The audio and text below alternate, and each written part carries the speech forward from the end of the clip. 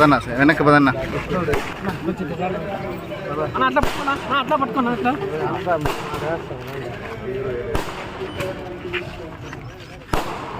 Okay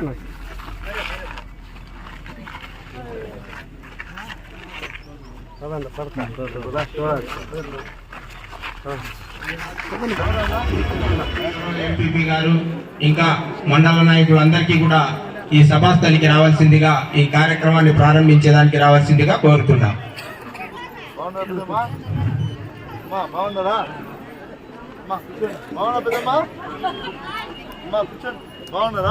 Shri Venkataiah Goud గారు ప్రజానాయకుడు, మరి పలమనేరు శాసనసభ్యులు శ్రీ వెంకటయ్య గౌడ్ గారు చేస్తున్నారు. వారు మరి ప్రజలకు అభివాదం చేస్తూ మరి సభాస్థలికి విచ్చేస్తున్నారు. కొద్ది నిమిషాల్లో మనం సభను ప్రారంభిస్తాం కాబట్టి వారికి ఆహ్వానం పలుకుతున్నాం.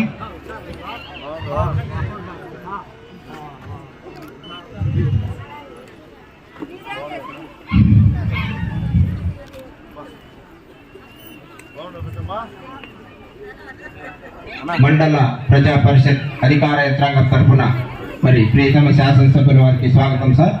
ఈ వేదికను అలంకరించవలసిందిగా ఆహ్వానిస్తున్నాం.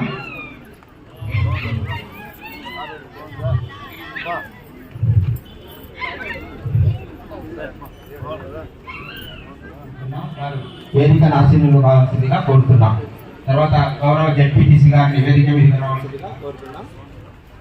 తర్వాత మన ఎంపీ మండల పరిషత్ అధ్యక్షుడు వెంకటరమణ గారిని వేదిక మీద రావాల్సిందిగా కోరుతున్నాం. తర్వాత పిఎస్సిఎస్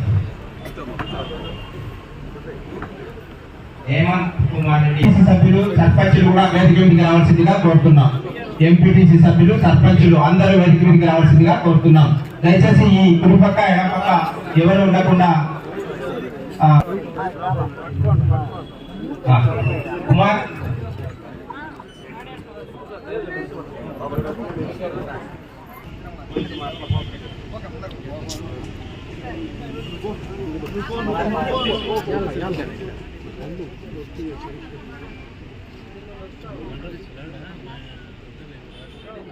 శాసనసభ్యులు వారు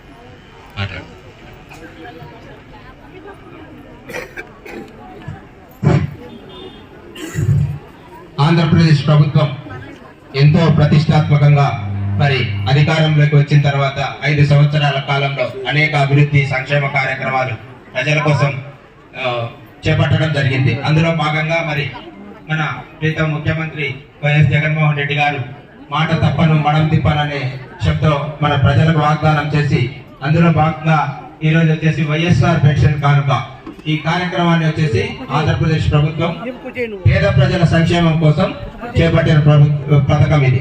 ఈ కార్యక్రమంలో మరి మన ప్రీతం ముఖ్యమంత్రి గారు అధికారంలోకి వచ్చిన తర్వాత మరి 2,000 రూపాయలు ఉన్న పెన్షన్ ను 3,000 రూపాయల వరకు పెంచడం జరిగింది. అందులో భాగంగా ఈ రోజు వచ్చేసి ఇంతవరకు మనం 2,750 రూపాయలు ఇచ్చేవాళ్ళం.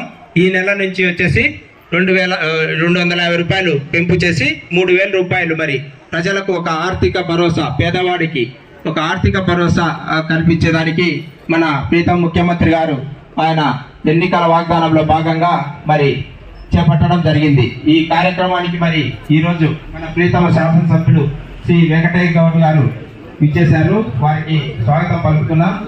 అలాగే మన చిత్తూరు ఎంపీ రెడ్డప్ప గారు కూడా ఈ కార్యక్రమానికి ఇచ్చేసి ఉన్నారు. వారు మరి పని మీద వెళ్ళిపోయారు. వారికి కూడా మనం స్వాగతం పలుకుతున్నాం. గన్నవరం మండలం వైఎస్ఆర్ పెన్షన్ కానుకు ఇచ్చేసినటువంటి వేదిక మీద ఉన్నటువంటి మండల నాయకులు, సర్పంచులు, ఎంపీటీసీలు మరియు అధికారులందరికీ కూడా పేరు పేరున ధన్యవాదాలు తెలియజేస్తా ఉన్నాను. అదేవిధంగా వేదిక ముందున్నటువంటి వారు అటు ఇటు వైఎస్ఆర్ కాంగ్రెస్ పార్టీ సైనికులు, వైఎస్ఆర్ కాంగ్రెస్ పార్టీని పట్టుకొమ్మల్లా నడిపిస్తున్నటువంటి వారందరికీ కూడా పేరు పేరు నా ధన్యవాదాలు తెలియజేసుకుంటూ, పెన్షన్ కార్యక్రమానికి ఇచ్చేసినటువంటి అవ్వాతాత మీ అందరికీ కూడా నేను శిరస్సు వచ్చి నమస్కరించుకుంటున్నా. ఈరోజు ఆంధ్ర రాష్ట్రంలో మన గౌరవ ముఖ్యమంత్రి గారు ఆనాడు ఏదైతే ఎన్నికల ముందర మీకు అందరికీ కూడా గుర్తుంటుంది, 2019 ఎన్నికల ముందర 6 నెలల ముందే మన గౌరవ ముఖ్యమంత్రి గారు అప్పుడు ప్రతిపక్షంలో ఉంటే సుదీర్ఘ పాదయాత్ర చేసి అవ్వాతాతకు మరియు భర్తను కోల్పోయినటువంటి అక్కకు మనం అధికారంలోకి వస్తే 2000 రూపాయలు పెన్షన్ ఇస్తామని చెప్పడం జరిగింది. మీకు అందరికీ గుర్తుందో లేదు. ఆ మాట చెప్పిన తర్వాత అప్పట్లో ఉన్నటువంటి చంద్రబాబు నాయుడు గారు అప్పటికే 4 సంవత్సరాల 10 నెలలు పబ్బం గడుపుకొని జగన్మోహన్ రెడ్డి గారు అవ్వాతాత అందరికీ కూడా మాట ఇచ్చేశారు, భర్తను కోల్పోయినటువంటి అక్కకు మాట ఇచ్చేశారు. ఆయనకు మళ్ళీ ఎక్కడ మద్దతుగా ఓట్లేసి మళ్ళీ ఆయన ముఖ్యమంత్రి చేస్తారు అని ఆనాటి చంద్రబాబు నాయుడు ఎన్నికల ముందర మీకు అందరికీ కూడా గుర్తుంటుంది, ఎన్నికల ముందర ఆయన 2000 పెన్షన్ ఇవ్వడం జరిగింది. ఆ 5 సంవత్సరాలు 2000 ఇచ్చింటే ఎవరైనా ఉద్యోగాలు ఉన్నారా అప్పట్లో? అవ్వాతాత మీరు అందరూ గమనించండి, 5 సంవత్సరాలు ఆయన ముఖ్యమంత్రిగా ఉన్నాడు కదా, 1000 రూపాయలు పెన్షన్ ఇస్తూ వచ్చాడు. 2000 ఇచ్చింటే ఎవరైనా వస్తున్నారా? ఇవ్వలేదు. ఆ తర్వాత గౌరవ ముఖ్యమంత్రి గారు ఏదైతే జగన్మోహన్ రెడ్డి గారు ఎన్నికల్లో మనం అధికారంలోకి వస్తే 2250 నుంచి నేను 3000 రూపాయలు పెంచుతూ పోతానని చెప్పినటువంటి మాట కోసం ఈ ఆంధ్ర రాష్ట్రంలో జగన్మోహన్ రెడ్డి గారు ముఖ్యమంత్రిగా అయినటువంటి ఆ సందర్భంలో మొట్టమొదటి సంతకం వైఎస్ఆర్ పెన్షన్ కోసమే 2250 రూపాయల కోసమే మొదటి సంతకం పెట్టారు. గుర్తుపెట్టుకోండి అవ్వాతాత మీరందరూ కూడా. ఆ తర్వాత సంవత్సరం 2500 చేశారు, ఆ తర్వాత 2750 చేశారు. ఇచ్చినటువంటి మాట కోసం 3000 చేశాడా లేదా నేను మిమ్మల్ని అడుగుతా ఉన్నా. ఈరోజు ఇదొక ఎన్నికల్లో ఇచ్చినటువంటి మాటని నిలబెట్టుకున్నటువంటి కుటుంబం ఏదైనా ఉంది అంటే అది వైఎస్ కుటుంబం మాత్రమే మీరు గుర్తుపెట్టుకోవాలి. ఎందుకంటే ఆనాడు రాజశేఖర రెడ్డి గారు ఇచ్చినటువంటి మాట కోసం ఆయన ముఖ్యమంత్రి అయితేనే ఆ మాట నిలబెట్టుకున్నాడు. ఆ తర్వాత చంద్రబాబు నాయుడు గారు మీరందరూ కూడా ఇది గుర్తుపెట్టుకుని వినాలి. అవ్వాతాత ఎందుకు ఈ మాట చెప్తున్నారంటే గతంలో ఏం జరిగింది మనం మర్చిపోతాం. గతంలో ఏం జరిగింది ఇప్పుడు మళ్ళీ గుర్తు చేసుకోవాలా. చంద్రబాబు నాయుడు గారు 2014 ఎన్నికల్లో మీరు అందరూ కూడా ఏదో అనుభవించాడు, ఆయన అనుభవం ఉంది, ఈ రాష్ట్రాన్ని ఉద్ధరిస్తారు, మమ్మల్ని అందరినీ కూడా కాపాడతారని 2014లో ఆయన చెప్పినటువంటి మాయ మాటలు నమ్మి ఎన్ని మాయ మాటలు చెప్పారో మీ అందరికీ కూడా తెలుసు. ఇలా చూశారు, యువత ఉంటే ప్రతి యువతకు ఇంటికి ఒక ఉద్యోగం ఇస్తారన్నారు. ఎంతమంది మీ ఇంట్లో పిల్లలకు ఉద్యోగాలు వచ్చాయి చంద్రబాబు ముఖ్యమంత్రిగా ఉన్నప్పుడు అడుగుతున్నాను. ఒక్క ఉద్యోగం ఎవరైనా వచ్చిందని అడుగుతున్నారు. ఒకే ఒక్క ఉద్యోగం ఇచ్చారా? ఇవ్వలేదు.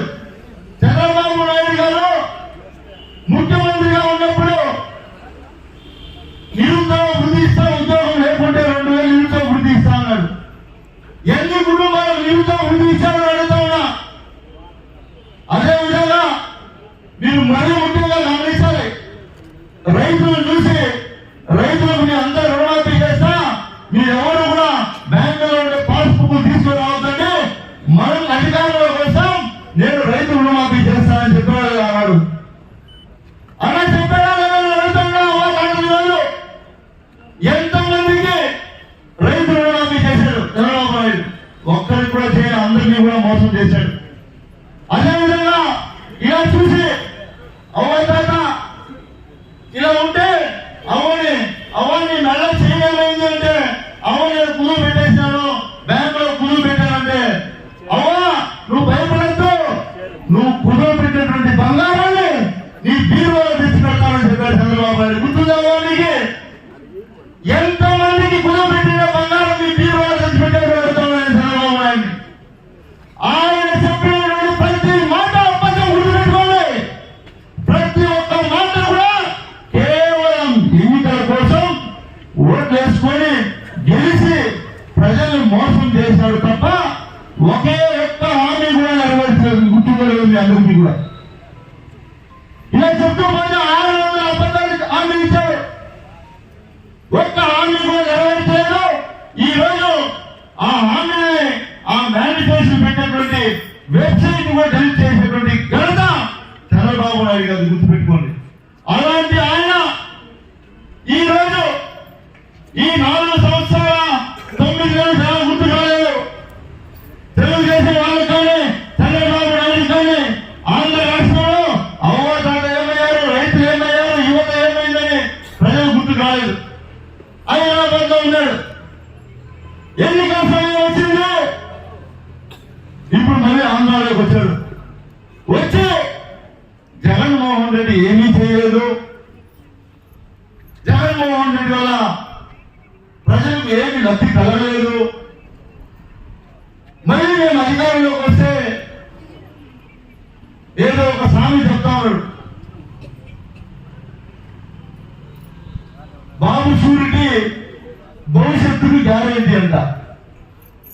మీరందరూ కూడా గుర్తుపెట్టుకోవాలి ఈ మాట. ఆయనకే 2 షూరిటీ ఇస్తే మన జైలు నుంచి బయట వచ్చినాడు. అట్లాంటి ఆయన మనకేం షూరిటీ ఇస్తాడు చెప్పండి? మీరందరూ గమనించండి. ఆయన వయసు 73 సంవత్సరాలు. 73 సంవత్సరాలు ఈ రాష్ట్రానికి ఏమీ చేయలేదు. ప్రజలను మద్దతు పెడుతూ పార్టీలతో పొత్తు పెట్టుకొని 2014లో బీజేపీ, జనసేన, తెలుగుదేశం అన్ని పార్టీలు కలిసి వచ్చి ఆ రోజు పొత్తులో ముఖ్యమంత్రి అయినటువంటి చంద్రబాబు నాయుడు గారు. అంతకుముందు వాళ్ళ సొంత మామని వెన్నుపోటు పొడిచి ముఖ్యమంత్రి అయినటువంటి చంద్రబాబు నాయుడు.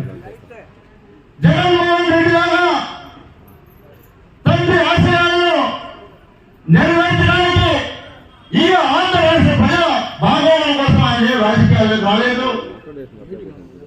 వచ్చిన ఆయన జగన్మోహన్ రెడ్డి లాగా ప్రజలకు సేవ చేయలేదు. గుర్తుపెట్టుకోండి. ఎందుకు ఈ మాట చెప్తున్నానంటే అవగాహన ఈ రోజు ఒక మీ పెన్షన్ ఒక విషయమే కాదు నేను చెప్పేది, మీరందరూ కూడా గమనించాలి. 2019 ముందు మీ గ్రామాల పరిస్థితి ఎలా ఉంది, మీ గ్రామాల్లో ఎన్ని ఇళ్ళు కట్టుకున్నారు, మన అధికారంలోకి వచ్చిన తర్వాత మీ గ్రామాల్లో ఎన్ని ఇళ్ళు కట్టుకున్నారు, ఎన్ని రోడ్లు వేశాం, ఎంత అభివృద్ధి జరిగింది, సచివాలయాలు వచ్చాయి, రైతు భరోసా కేంద్రాలు వచ్చాయి, హాస్పిటల్ కూడా మీ ఊళ్ళో కట్టించారు. అంతకు ముందు చంద్రబాబు నాయుడు ఎందుకు చేయకపోయారు? ఈ రోజు ప్రతి గ్రామంలో వాలంటీర్లు పెట్టి మీకు అందరికీ కూడా తెలుసా, గతంలో మీరు పెన్షన్ తీసుకోవాలంటే పొద్దున నిద్రలేసి పంచాయతీ ఆఫీస్ పోవాల్సి వచ్చేది. నిజమా కాదా? ఈ రోజు ఉన్నటువంటి అవ్వ తాతలను అందరూ అడుగుతా ఉన్నా, మీ బిడ్డలు ఏ రాష్ట్రంలో ఉండొచ్చు, ఎక్కడో ఉద్యోగాల్లో ఉండొచ్చు, వాళ్ళ సోదరులు ఏదో పని చేసుకుంటా ఉండొచ్చు బయట. మీకు అందరికీ కూడా ఒకటో అడుగుతామని కూడా అందరూ ఈరోజు అవ్వకాలను గుర్తుపెట్టుకోండి. పొరపాటున మీ సొంత బిడ్డ ఏదైనా డబ్బులు పంపించే దాంట్లో డేటు తప్పిందేమో కానీ ఒక్కటో వచ్చేసి మీకు పెన్షన్ ఇచ్చేదేమో తప్పిందే డేటు జగన్మోహన్ రెడ్డి గారు అడుగుతున్న అవకాశాన్ని. మీ ఇంటి దగ్గరికి వచ్చి వాలంటీర్ తలుపు తట్టి అవ్వ తాత అని 1వ తేదీ పెన్షన్ ఇస్తున్నాడా లేదా? ఇంత మంచి మనసున్నటువంటి జగన్మోహన్ రెడ్డి గారిని ఈ రోజు ప్రతిపక్ష నాయకులు మాట్లాడుతున్నారు. ఒకే ఒక గంగవరం మండలంలో మనం అధికారంలో రాకముందు 2019 మార్చి నెలలో వచ్చినటువంటి పెన్షన్ గుర్తుపెట్టుకోండి. ఈ మండలం ఒక్క మండలం గురించి చెప్తా ఉన్నా. 5,732 మంది మాత్రమే పెన్షన్ దారులు ఉన్నారు అప్పుడు ఈ మండలంలో. అంటే వాళ్ళకి కావాల్సినటువంటి వారికి మాత్రమే పెన్షన్ ఇచ్చారు. జన్మభూమి కమిటీలు పెట్టుకొని వాళ్ళకి కావాల్సినటువంటి వారికి పెన్షన్ ఇచ్చుకొని అప్పట్లో 2,000 రూపాయల పెన్షన్ లాస్ట్ నెలలో ఇస్తే కూడా అప్పుడు నెల ఖర్చు అయింది 1,21,34,000 రూపాయలు మాత్రమే ఒక నెల ఖర్చు అయింది. ఈ రాష్ట్ర ముఖ్యమంత్రి జగన్మోహన్ రెడ్డి గారు ముఖ్యమంత్రి అయిన తర్వాత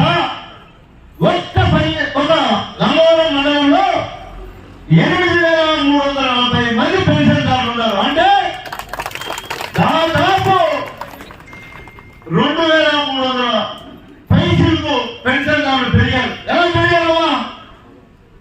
ఎలా పెరిగారు కదా? చంద్రబాబు నాయుడు ఉన్నప్పుడేమో 5,732 పెన్షన్లే వచ్చాయి. ఈ రోజు జగన్మోహన్ రెడ్డి ముఖ్యమంత్రి అయితే 8,340 పెన్షన్ ఎలా వస్తున్నారు? చిత్తశుద్ధితో వాలంటీర్ వ్యవస్థను పెట్టి ప్రతి ఇంట్లో జల్లులు పెట్టి ఎవరైతే అర్హులు ఉన్నారో 60 సంవత్సరాలు నిండినటువంటి ప్రతి ఒక్క అర్హుడికి నేరుగా సచివాలయం తీసుకెళ్లి అతను అక్కడే పెన్షన్ పెంచుతున్నటువంటి ఘనత జగన్మోహన్ రెడ్డి గారి గుర్తుపెట్టుకోండి. మీరు ఆనాడు వేసినటువంటి ఓటు ఒకే ఒక్క ఓటు మీరు వేస్తే నేను శాసనసభకు గౌరవ ముఖ్యమంత్రి గారు జగన్మోహన్ రెడ్డి గారు ఈ రాష్ట్రానికి మంచి పరిపాలన తీసుకొచ్చారు. గుర్తుపెట్టుకోండి. నేను మీకు అందరికీ కూడా ఒకటే తెలియజేస్తా ఉన్నా. ఈ అబద్ధం బూటకం చెప్పే వాళ్ళు మళ్ళీ మీ ఊళ్ళోకి వస్తా ఉన్నారు. ఇప్పుడు ఆ అబద్ధాలను నమ్మద్దండి.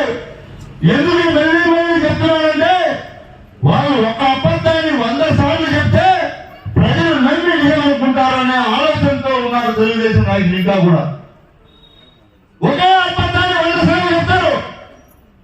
ఆ 100 సార్లు చెప్తే వాళ్ళు ఏమనుకుంటాము? ఓ ఇది నిజమేనేమో. ఇప్పుడు కొత్త ప్రచారం స్టార్ట్ చేశారు. మళ్ళీ ఈసారి నేనే గెలిచేది. ఎట్లా గెలుస్తారు? ఏం చేశారని గెలుస్తారు? ఏమి చేయకూడదు. మీరే గెలిస్తే ఇన్ని చేశారు నేను ఎట్టగల మాకెంత మెజార్టీ రావాలా? మేము అడుగుతాం. మాకు ఆ ధైర్యం ఉంది. మీరు ఏమి చేయలేదు 2014 నుంచి 2019 వరకు ఏమీ చేయకుండా ఈ రోజు మేము గెలుస్తామంటే 2019 నుంచి ఇప్పటి వరకు అవాతాన్ని అడుగుతా ఉన్నా మిమ్మల్ని. నేను ఎమ్మెల్యే అయిన తర్వాత ప్రతి గడపకి 2 సార్లు వచ్చాను. గుర్తుపెట్టుకోండి. మీ ఇంటి దగ్గరికి వచ్చానా లేదా? అంతకు ముందు మీరు ఎమ్మెల్యే ఎంతమంది వచ్చారో వాళ్ళని అడుగుతాను మిమ్మల్ని. ఎంతమంది మీ ఇంటి దాకా వచ్చారు ఎమ్మెల్యేగా? వచ్చి అవ్వ నీకేమైనా కష్టం ఉందా? చెల్లెమ్మ నీకేమైనా కష్టం ఉందా? అన్న నీకేమైనా కష్టం ఉందా అని అడిగినటువంటి ఎమ్మెల్యే ఎంతమంది ఉన్నారు గతంలో? నేను అడుగుతా ఉన్నా. అడిగేదాన్ని తప్పు ఏమన్నా నా చేతులు అన్ని చేసి పెట్టా. ప్రతి గడపకు 2 సార్లు తిరిగే ఎమ్మెల్యేగా అందరూ అధికారం తీసుకొని వాళ్ళు నన్ను తిట్టుకున్నా సరే వాళ్ళ కాలు ఎంత నొప్పైందో తెలుసా? ఆ రోజుల్లో ప్రతి ఇంటికి తిరిగాను. ఎవరు ఏ సమస్య చెప్పినా మా ఇంట్లో కరెంటు పోలు వేయించిన, రోడ్డు కావాలంటే రోడ్డు వేయించిన, మా దగ్గర సమస్యలు కూర్చొని పంచాయతీలు చేపించి సెటిల్ చేయించిన నా వల్ల అయ్యేది చేశాను కదండి. ఇంతకుముందు ఉన్నటువంటి శాసనసభ్యులు ఎవరైనా సరే మీరు గుర్తుపెట్టుకోవాల్సింది ఒకటే, 2009లో ఎలక్షన్ ఓట్లు వేసుకొని పోయినటువంటి వ్యక్తులు మళ్ళీ 2014 ఎలక్షన్ వరకు మీ మొక్కలు ఎవరైనా చూశారా అని నేను అడుగుతా ఉన్నా. మీరు చెప్పండి. 5 సంవత్సరాలు ఒకసారి ప్రజలు గుర్తించేది నాయకుడికి. అప్పుడు 2014 ఎన్నికల్లో పోతే మళ్ళీ 2019 ఎన్నికల్లోనే మళ్ళీ ఎన్నికల కోసం వచ్చారు. గుర్తుపెట్టుకోండి. నేను అలా కాస్తలే. నేను అధికారంలో లేకుండా నేను ప్రతిపక్షంలో ఉన్నప్పుడు కూడా ప్రతి గడప గడపకు వచ్చా. గుర్తుపెట్టుకోండి. ఆ తర్వాత మీరు అధికారం ఇచ్చిన తర్వాత అధికారికంగా కూడా మీ గడప దగ్గరకు వచ్చాను. గుర్తుపెట్టుకోండి అని తెలియజేస్తా ఉన్నా. ఎందుకంటే తెలుగుదేశం నాయకులు మీ ఇళ్ళ దగ్గరకు వస్తే మీరు అడగాల్సింది ఒకటే ఒకటి, నాయన మీరు అధికారంలో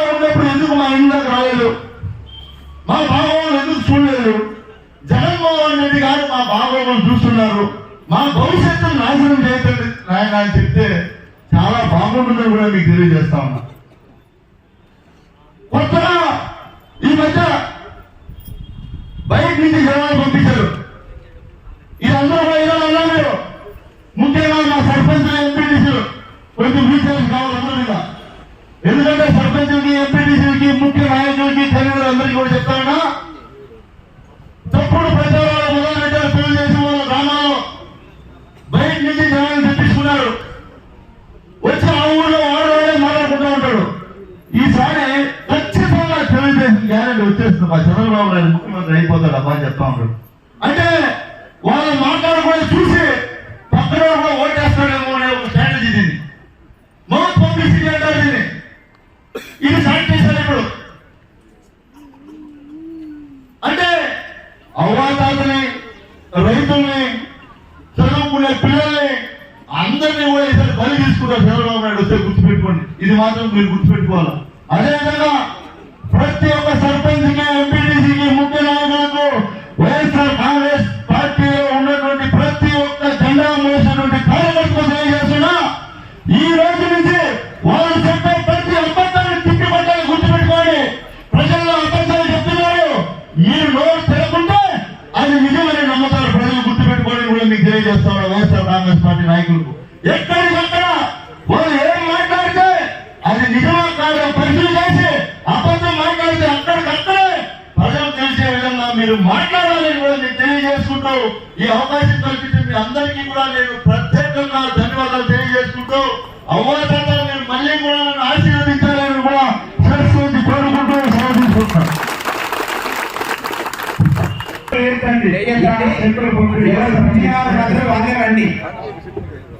జి నాగిరెడ్డి, దండపల్లి పంచాయత్ సెక్రటరీ గారు, వెంకటేశ్వర గారు, అందరూ కూర్చోండి. రైతులు వాలంటీర్స్ అందరూ ఎవరిని లేని కూడా చూడండి. వాలంటీర్స్ ఇచ్చేసాయి. వాళ్ళిద్దరికి ఇప్పించండి. మళ్ళీ పంచాయత్ సెక్రటరీ గారు, వెంకటేశ్వర గారు రెడీ. ఓకే. తర్వాత కల్వాజపల్లి షాజహాన్, రమేష్, సుబ్రహ్మణ్యం, ఎస్ కుళాయమ్మ, గంగవరం 1 నుంచి గంగవరం పంచాయత్ సెక్రటరీ, మన ప్రీతమ శాసనసభ్యులు, మండల లీడర్స్, ముఖ్యంగా మన చంద్రప్ప గారు, తర్వాత మోహన్ రెడ్డి గారికి మేము మండల అధికార యంత్రాంగం